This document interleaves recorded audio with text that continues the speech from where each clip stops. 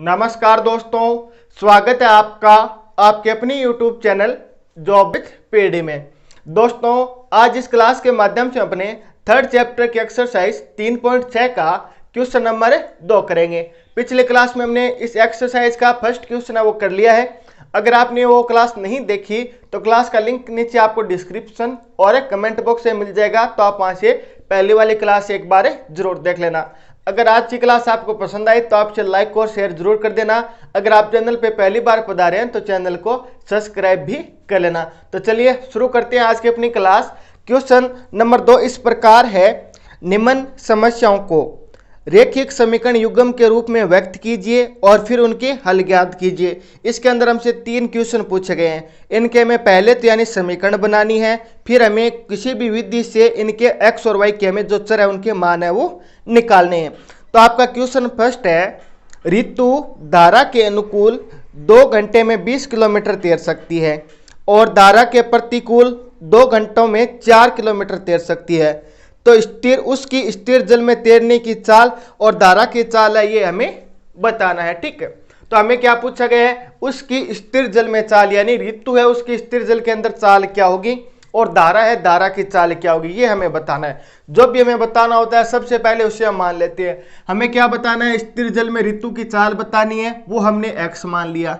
ठीक है, चाल है तो हमने क्या मान लिया, ये किलोमीटर प्रति घंटा के अंदर है। ठीक है, फिर हमें धारा की चाल बतानी है तो इसको हमने क्या मान लिया, y किलोमीटर प्रति घंटा। जो भी हमसे पूछा गया उसको हमने क्या कर लिया, मान लिया। एक को x मान लिया, एक को हमने y मान लिया।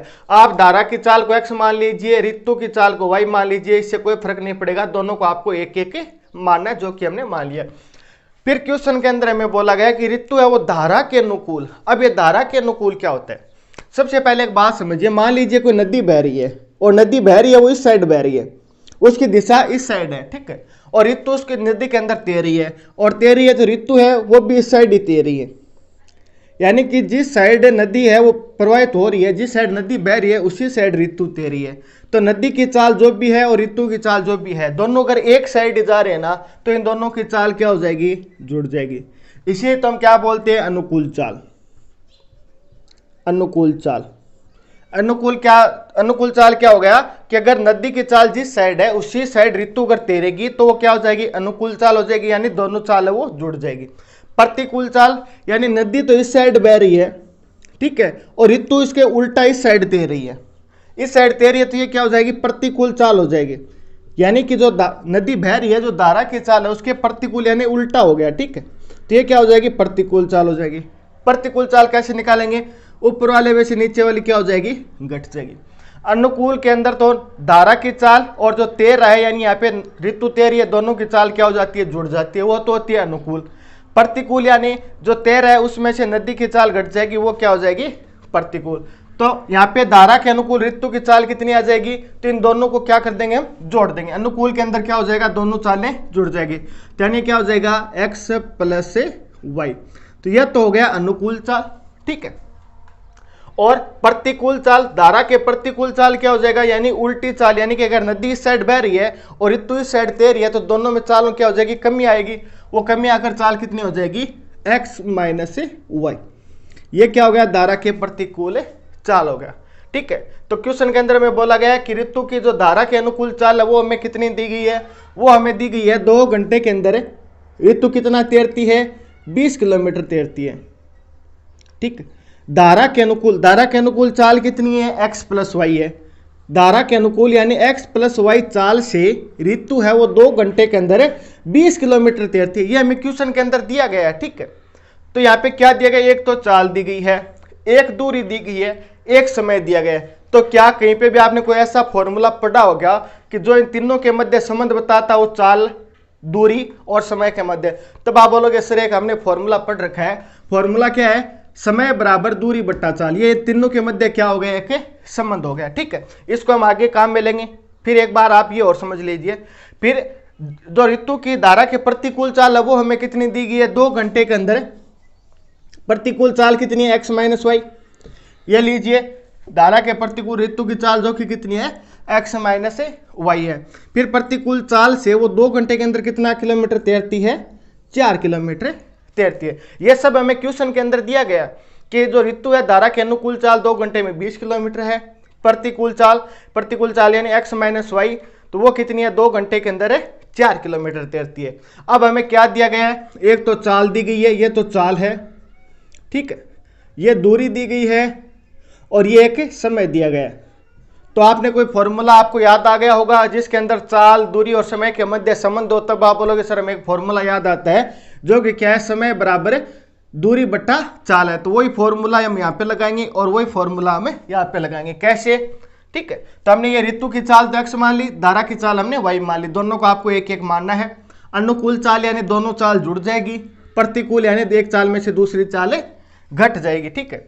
अब प्रश्नानुसार हम क्या करेंगे, सबसे पहले ये फॉर्मूला लिखेंगे। फॉर्मूला क्या है, समय बराबर, क्योंकि इसी का हम उपयोग करेंगे, समय बराबर होता है दूरी बट्टा चाल। जो पहली कंडीशन है, पहली कंडीशन क्या है कि ऋतु है वो 2 घंटे, यानी समय कितना है 2 घंटा, इसके अंदर दूरी कितनी तय करती है 20 किलोमीटर, और चाल यानी धारा के अनुकूल जाती है, तो चाल कितनी है उसकी x प्लस वाई। तो ये तीनों मान रख देंगे। समय कितना है, पहली कंडीशन के अनुसार समय में दिया गया 2 घंटे, ठीक है। फिर दूरी कितनी तय करती है 20 किलोमीटर, धारा के अनुकूल चाल कितनी है x प्लस वाई। अब ये चर मान है वो एक साइड कर लेंगे, चर मान एक साइड कर लेंगे, यानी x प्लस वाई तो इस साइड ऊपर आ जाएगा, ये 2 नीचे चला जाएगा, तो यानी x प्लस वाई बराबर 20/2। x प्लस वाई बराबर कितना हो गया 10। इसको हम क्या कर लेंगे, समीकरण 1 मान लेंगे, ठीक है। इसी प्रकार आपको सेकंड समीकरण निकालनी है, वो समीकरण सेकंड आप कहां से निकालेंगे, दूसरी कंडीशन हमें क्या दी गई है, धारा के प्रतिकूल उसकी चाल कितनी हो जाती है 2 घंटे के अंदर 4 किलोमीटर तैरती है, तो समय क्या है वही 2 घंटे, ठीक है। दूरी कितनी तय करती है 4 किलोमीटर, और चाल कितनी है x माइनस वाई, इस साइड चला जाएगा, 2 नीचे आ जाएगा, तो यानी कि x माइनस वाई बराबर 4/2, x माइनस वाई बराबर कितना आ गया 2। ये क्या आ गया आपकी समीकरण नंबर 2 आ गई। अब यहां से आप x और y का मान एकदम आसानी से निकाल सकते हैं, किसी भी विधि से आप निकाल लीजिए, विलोपन विधि से निकाल लो, प्रतिस्थापन विधि से निकाल लो, ठीक, वज्र गुणन विधि से निकाल लो। तो हम क्या करेंगे, विलोपन विधि का यूज करेंगे, क्योंकि काफी आसान हो जाएगा। ये क्या y माइनस का है और ये y किसका है प्लस का, दोनों समीकरण को जोड़ेंगे तो y से y कैंसिल आउट हो जाएगा। तो समीकरण 1 व 2 को जोड़ने पर, समीकरण 1 व 2 को जोड़ने पर समीकरण 1 क्या है, x प्लस वाई बराबर 10 है, समीकरण 2 क्या है, x माइनस वाई बराबर 2 है। दोनों को जोड़ेंगे तो चिन्ह चेंज नहीं होता है, घटाने पे नीचे वाले समीकरण का चिन्ह चेंज होता है, जोड़ने पे नहीं होगा, ठीक है। तो ये प्लस का ये माइनस का, तो ये तो दोनों क्या हो जाएंगे कैंसिल आउट हो जाएंगे। x प्लस x तो क्या हो गया 2x हो गया, 10 प्लस 2 कितना हो गया 12 हो गया। हमें तो x का मान निकालना है, यानी 2 इस साइड आएगा तो यहाँ पे गुणा में दूसरी साइड भाग में आ जाएगा, तो x बराबर कितना हो जाएगा 12/2, यानी x का मान कितना आ गया 6, ठीक है। x का मान यहां से हमें कितना मिल गया है 6 मिल गया। ये x का मान जो हमें 6 मिला है वो चाहे आप समीकरण 1 में रख दे या समीकरण 2 में रख दे, तो यहां से हमें क्या मिल जाएगा y का मान मिल जाएगा। तो हम क्या कर रहे हैं, x का मान समीकरण 1 में रख रहे हैं, ठीक है। x का मान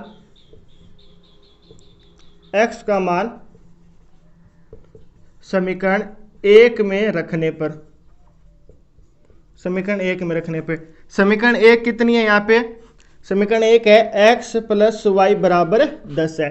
x की जगह हम 6 रखेंगे तो 6 प्लस वाई बराबर 10। हमें तो y का मान निकालना है, तो 6 दूसरी साइड चला जाएगा, 10 में से 6 घटेगा तो कितना बचेगा 4, तो यानी y का मान यहाँ पे हमें कितना मिल गया 4 मिल गया। x का मान कितना है 6, y का मान कितना आया है 4 आया। हमने x को क्या माना है, x को हमने माना है स्थिर जल में ऋतु की चाल, तो ऋतु की चाल तो कितनी आ गई 6 किलोमीटर प्रति घंटा, ठीक है।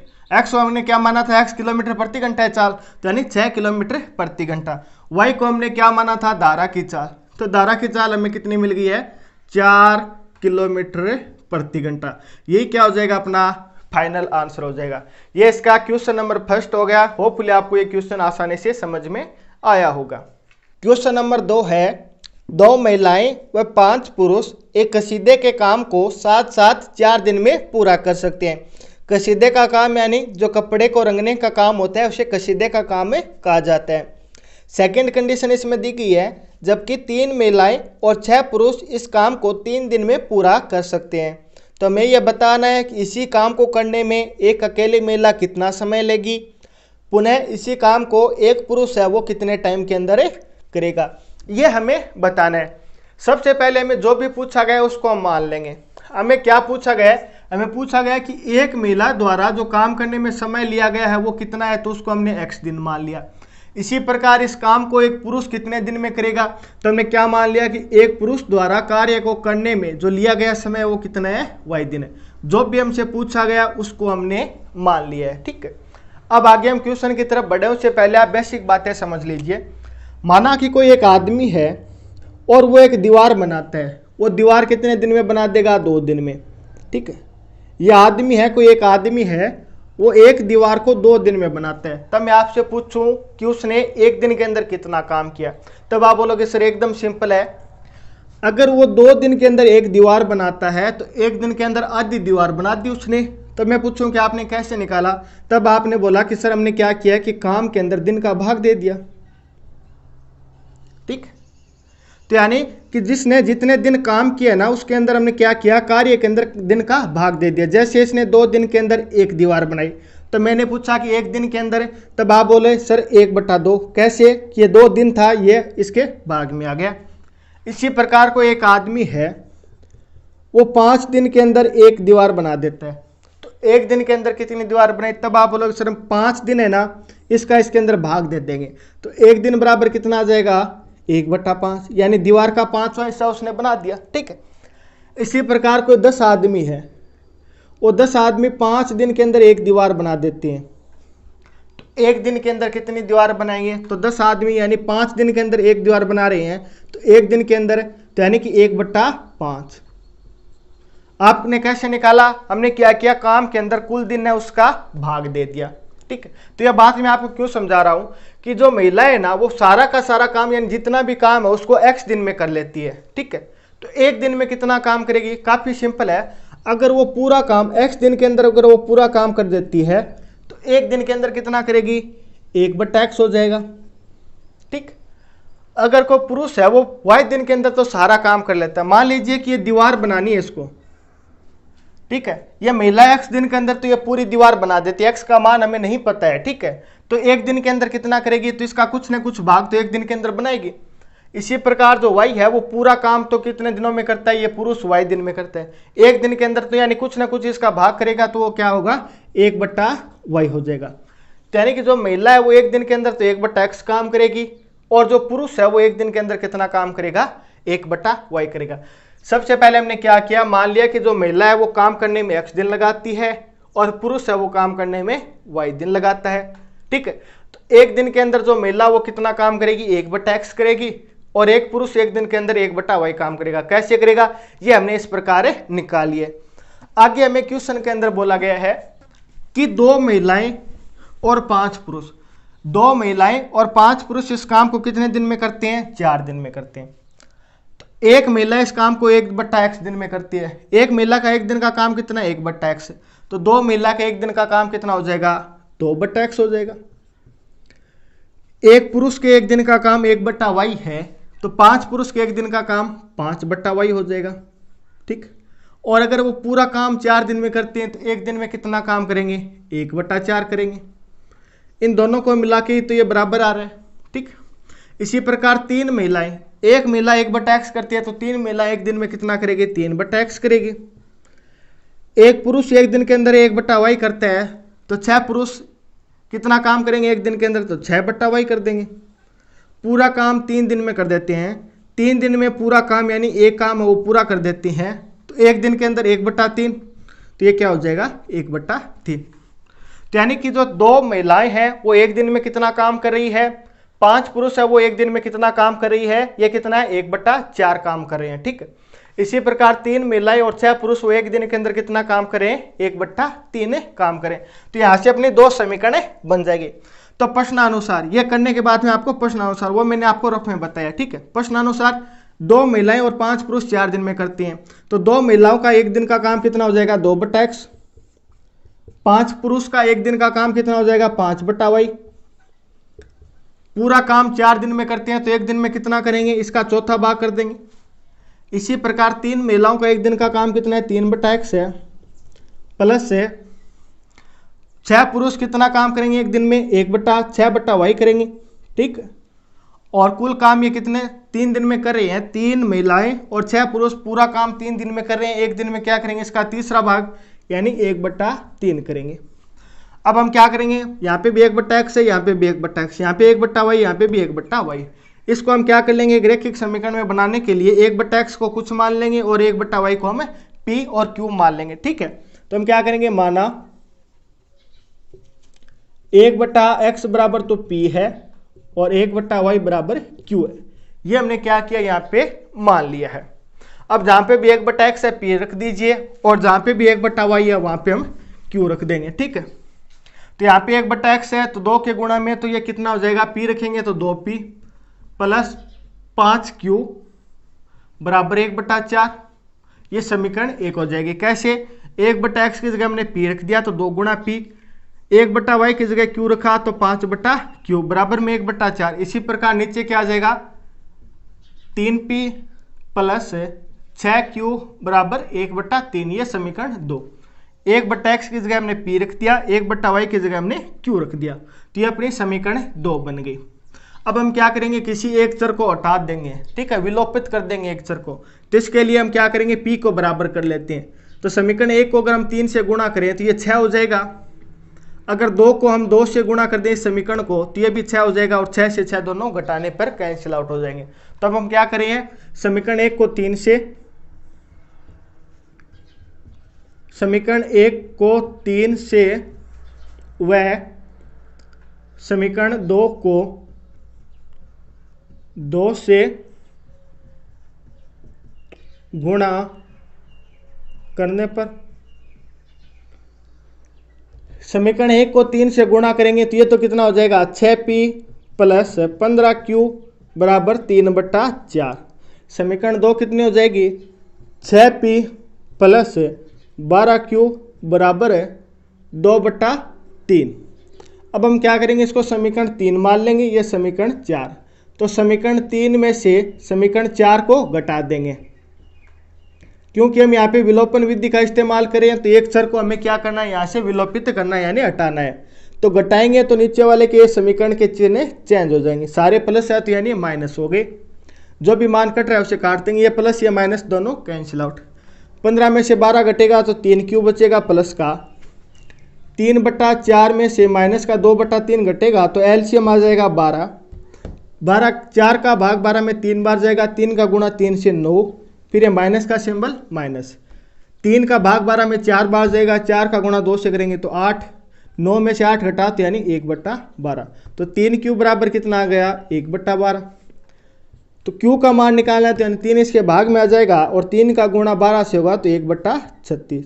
तो q का मान तो कितना आ गया, 1/36 आ गया, ठीक। अब ये जो q का मान है वो चाहे आप समीकरण 1 में रखें या समीकरण 2 में रखें, यहाँ से आपको p का मान मिलेगा।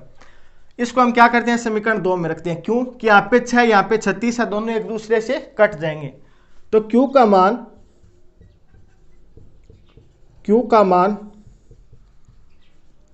समीकरण 2 में रखने पे, समीकरण 2 में रखने पे समीकरण 2 क्या आपकी 3p प्लस 6q बराबर 1/3 है। q की जगह में 1/36 रखेंगे तो 3p प्लस 6 गुणा 1/36 बराबर 1/3। तो ये 6 से 36 6 बार कैंसिल आउट हो जाएगा, यानी 3p प्लस 1/6 हो गया और 1/3 है। हमें तो 3p का यानी p का मान निकालना है तो ये मान इस साइड आ जाएगा, 1/6 प्लस का तो बराबर के दूसरी साइड है जाते ही माइनस का हो जाएगा। तो 3p बराबर 1/3 माइनस 1/6, दोनों का एलसीएम 6 आ गया। 3 का भाग 6 में 2 बार जाएगा, 2 का गुणा 1 से होगा तो 2 आ जाएगा, माइनस का सिंबल माइनस लगा दिया। 6 का भाग 6 में 1 बार जाएगा और 1 का गुणा 1 से होगा तो 1 आ जाएगा, तो यानी ये कितना बनेगा 1/6। तो इसके बराबर कितना आ गया 1/6। हमें तो p का मान निकालना है तो यानी 3 है, इसके 6 के गुणा में आ जाएगा, नीचे आ जाएगा। तो p बराबर कितना हो जाएगा 6 गुणा 3 तो यानी 1/18। q का मान हमें कितना मिला 1/36, P का मान कितना मिला है, 1/18 मिला है। तो हमने Q बराबर और P बराबर क्या माना है, 1/x बराबर तो हमने P माना है। तो मैं बाकी जो क्वेश्चन है यहाँ पे लिख रहा हूँ, नीचे स्पेस नहीं है, आप इसके नीचे लिखना। 1/x बराबर हमने P माना है, 1/x बराबर P का मान 1/18 है, तो यानी 1x बराबर कितना आ गया, 1/18। हमें तो x का मान निकालना है, आप दोनों को उल्ट दो तो क्या हो जाएगा, x बराबर 18, या 18 का गुणा 1 से होगा तो 18, x का गुणा 1 से होगा तो x, तो यानी साइड तो 18 आ जाएगा, इस साइड x आ जाएगा, तो x बराबर क्या हो गया, 18, क्योंकि इसको इस साइड ले गए, इसको इस साइड ले, तो x बराबर कितना आ गया, 18 आ गया।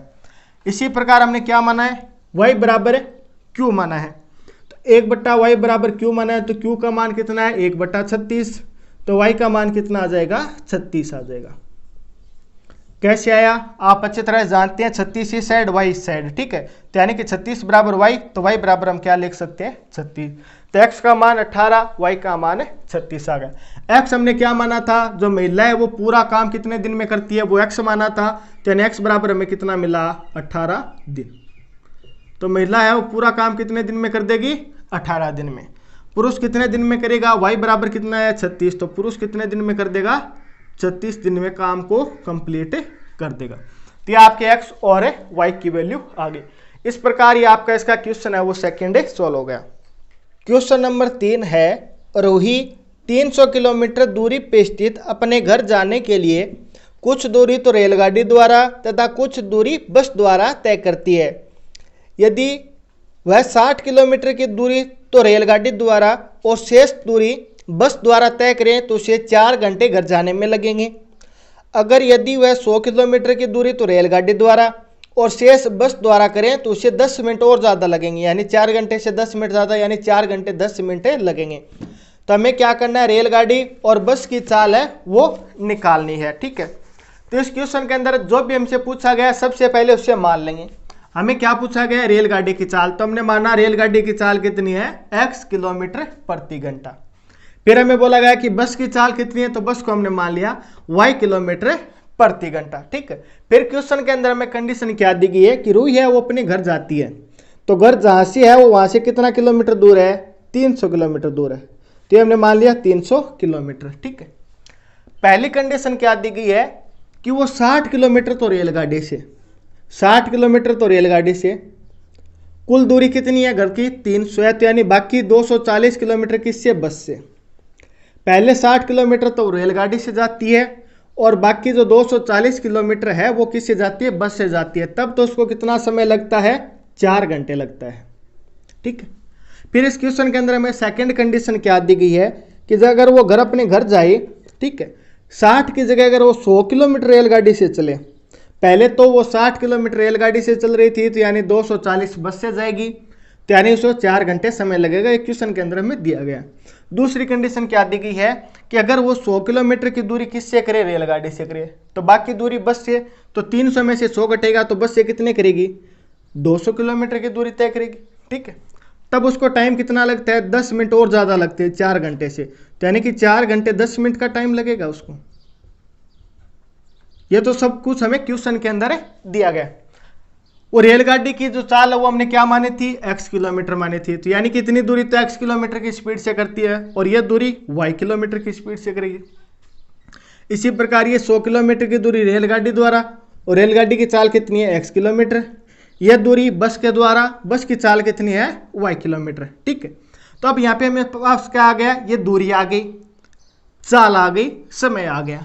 तो ऐसा कोई फॉर्मूला है क्या जो इन तीनों के मध्य संबंध बताता हो, चाल, दूरी और किसके मध्य, चाल, दूरी और समय के मध्य कोई फॉर्मूला है क्या जो संबंध बताता है। तब आप बोलोगे सर हमने एक फॉर्मूला पढ़ रखा है, वो क्या है, समय बराबर होता है दूरी बट्टा चाल। यहाँ पे क्या है, समय है और यहाँ पे क्या है, दूरी भी है और चाल भी है, ठीक है। तो 4 घंटे बराबर इसको लिखेंगे तो कैसे लिखेंगे, तो दूरी बट्टा चाल, तो दूरी कितनी तय करता है वो 60 किलोमीटर रेलगाड़ी द्वारा रूही, उस टाइम चाल कितनी है, x किलोमीटर। फिर बस द्वारा दूरी कितनी तय करती है वो 240 किलोमीटर, तब उसकी चाल कितनी है, y किलोमीटर प्रति घंटा। दोनों में टाइम कितना लगता है, 4 घंटे का टाइम लगता है। यहाँ पे घंटा है, इनको भी हमने क्या कर लिया, घंटे के बराबर बना लिया। घंटे के बराबर कब आता है, जब इसको हम दूरी बट्टा चाल लिखते हैं, तभी तो ये समय के बराबर आएगा। दूरी बट्टा चाल, जो भी दूरी है, जो भी चाल है, इसको हमने लिख दिया है। इसी प्रकार फिर 4 घंटे 10 मिनट, तो यहाँ पे समय के बराबर करना है, तो यहाँ पे दूरी बट्टा चाल करेंगे। दूरी कितना, 100 किलोमीटर, तो 100 बट्टा x, चाल कितनी है, रेलगाड़ी की x ही तो है, 100 किलोमीटर दूरी रेलगाड़ी से तय करती है। फिर बस द्वारा 200 किलोमीटर चलती है, और बस की चाल कितनी है, y किलोमीटर प्रति घंटा, और इसमें कुल टाइम कितना लगता है, 4 घंटे 10 मिनट। तो 10 मिनट को तो पहले आप घंटे में बदल लीजिए, 1 घंटे में 60 मिनट होती है, तो यानी 10 बट्टा 60, 0 से 0 कटेगा तो यानी 1 बट्टा 6, तो यानी 4 + 1 बट्टा 6, तो ये कितना हो जाएगा, 25 बट्टा 6। तो उसको टाइम कितना लगता है, 25 बट्टा 6 घंटे। यहां से आपकी एक समीकरण आ गई, यहां से एक समीकरण आ गई, और एक्स वाई का मान निकाल लेंगे। कैसे, सबसे पहले रेलगाड़ी की चाल मान ली, फिर हमने बस की चाल y किलोमीटर प्रति घंटा मान ली। तो प्रश्नानुसार, प्रश्न के अंदर में क्या बोला गया है कि पहली जो 60 किलोमीटर है वो रेलगाड़ी द्वारा, तो रेलगाड़ी की चाल कितनी है, x किलोमीटर, दूरी 60 बट्टा x प्लस 240 बट्टा y। ये समीकरण मैंने आपको यहाँ पे बना के बता दिए, तो मैं डायरेक्ट यहाँ पे लिख रहा हूँ। फिर समय कितना दिया गया है, 4 घंटे। सेकेंड समीकरण में क्या दी गई है, 100 बट्टा x है, 200 बट्टा y है, और बराबर में क्या दिया गया है, 25 बट्टा 6, 25 बट्टा 6, ये हमें समय दिया गया है। ठीक है, अब हम क्या करेंगे, यहाँ पे भी 1 बट्टा x, यहाँ पे भी 1 बट्टा x, यहाँ पे भी 1 बट्टा y है, यहाँ पे भी 1 बट्टा y है, तो इसको हम मान लेंगे। माना 1 बट्टा x बराबर p है, 1 बट्टा y बराबर q है, तो ये तो कितना हो जाएगा, 60p प्लस 240q बराबर 4। ठीक है, इसी प्रकार 100 बट्टा x है, तो इसको हम क्या मान लेंगे, p, तो यानी 100p प्लस 200q बराबर में कितना है, 25 बट्टा 6 में दिया है। हमने क्या किया है, जहां पे भी 1 बट्टा x है p लिख दिया, तो यानी 60 का गुणा किससे हो रहा है, 1 बट्टा x से हो रहा है, 1 बट्टा x की जगह हमने p लिख दिया। तो इस प्रकार ये अपनी ये समीकरण 1 मान लेते हैं, और यह समीकरण 2 मान लेते हैं। अब हम क्या करेंगे, कोई भी एक चर को हम बराबर कर लेंगे। एक चर को बराबर करने के लिए ये 100 है, ये 60 है, बराबर कब होंगे, अगर ये भी कितना हो जाए, किससे गुणा करें कि ये दोनों मान हमारे पास से बराबर आ जाए। अगर इसको हम किससे गुणा कर दें, 5, अगर इसको हम 5 से गुणा कर दें, अगर इसको हम 3 से गुणा कर दें, ये तो कितना 300, ये भी 300, दोनों क्या हो जाएंगे, बराबर हो जाएंगे। तो अब हम क्या करें, समीकरण है 1 को 5 से व 2 को 3 से गुणा करने पर, 3 से गुणा करने पर, गुणा करने पे मान क्या आता है, मैं इस साइड लिख रहा हूं। ठीक है, ये सारा काम आपका रफ का है, ये आपको रफ में करना है, मैंने आपको यहाँ पे समझाने के लिए किया है। समीकरण 1 को हम 5 से गुणा करेंगे, तो ये तो कितना हो जाएगा, 300p प्लस 240 का गुणा 5 से होगा तो 24 यानी 120, यानी कितना हो जाएगा, 1200q बराबर में ये 20 आ गया। ठीक है, इसी प्रकार इसका 3 से गुणा करेंगे, तो ये तो कितना हो जाएगा, 300p प्लस 200 का गुणा 3 से 100 होगा, तो ये कितना हो जाएगा, 1200, ये 600 हो गया, 600q बराबर है 25 बट्टा 6 का गुणा 3 से होगा, तो ये कितना हो जाएगा, 25 बट्टा 2 हो जाएगा। ये आपकी समीकरण 3 हो गई, ये समीकरण 4 हो गई। अब हम क्या करेंगे, समीकरण 3 में से 4 को घटा देते हैं। 4 को घटा रहे हैं तो इसके चिन्ह वो चेंज हो जाएंगे। ये दोनों मान तो कैंसिल आउट हो गए, क्योंकि ऊपर वाला प्लस का, नीचे वाला माइनस का है। ये 1200q में से 600q घटेगा, तो ये कितना आ जाएगा, 600q और बच जाएगा, और 20 में से 25 बट्टा 2 घटाएंगे, तो आप यहाँ पे कितना आ जाएगा, 40 माइनस 25 बट्टा 2, तो ये कितना होगा, 15 बट्टा 2 बचेगा। तो बराबर कितना है, 15 बट्टा 2 है। हमें तो सिर्फ और सिर्फ q का मान निकालना है, तो यानी बाकी मान इस साइड आ जाएगा। तो q बराबर कितना आ जाएगा, 15 बट्टा 2 गुणा 600। 15 का भाग इसमें कितनी बार जाएगा, 4 बार जाएगा, तो यानी q बराबर कितना आ गया, 1 बट्टा 80। क्योंकि ये कितनी बार कटेगा, 15 से 600 40 बार कटेगा, 40 का गुणा 2 से करेंगे तो 80, तो q का मान कितना आ गया, 1 बट्टा 80 आ गया। फिर हमें किसका मान निकालना है, पी का मान निकालना है। तो क्यू का मान आप किस में रख दीजिए, समीकरण 1 में रख दीजिए। क्यू का मान समीकरण 1 में रखने पर समीकरण 1 आपकी क्या है, 60p प्लस 240q बराबर में कितना है, 4 है। क्यू की जगह 1/80 रखना है, तो 60p प्लस 240 गुणा 1/80 बराबर 4। ये कितनी बार कटेगा, इससे 3 बार काटेगा। तो 60p बराबर, ये प्लस 3 बराबर 4 है। 3 इस साइड जाते हैं माइनस का हो जाएगा, 4 में से 3 घटेगा तो 1 बचेगा। 60p बराबर 1 है, तो p का मान कितना आ जाएगा, 1/60। Q का मान हमें कितना मिला, 1/80। P का मान हमें कितना मिला है, 1/60 मिला है। तब इसके बराबर आप रख दीजिए। तो मैं आपको यहीं पे करके बता रहा हूं, आगे और स्पेस नहीं है। अब आपको क्या करना है, 1/x बराबर P का मान रखना है। तो 1/x बराबर कितना है, 1/60 है। तो यहाँ से x का मान कितना आ जाएगा, 60 आ जाएगा। इसी प्रकार 1/y बराबर Q है। Q का मान कितना आया है, 1/80 आया है। तो 1/80, तो y का मान कितना आ जाएगा, 80 आ जाएगा यहाँ से। ठीक, तो ये आपका x का मान आ गया, ये यहाँ पे y का मान आ गया। तो x हमने किसको माना था, रेलगाड़ी की चाल को माना था। तो रेलगाड़ी की चाल कितनी आ गई, 60 किलोमीटर प्रति घंटा। और y हमने किसको माना था, बस की चाल को माना था। तो बस की चाल कितनी आ गई, 80 किलोमीटर प्रति घंटा। ये आपका क्या हो जाएगा, फाइनल आंसर हो जाएगा।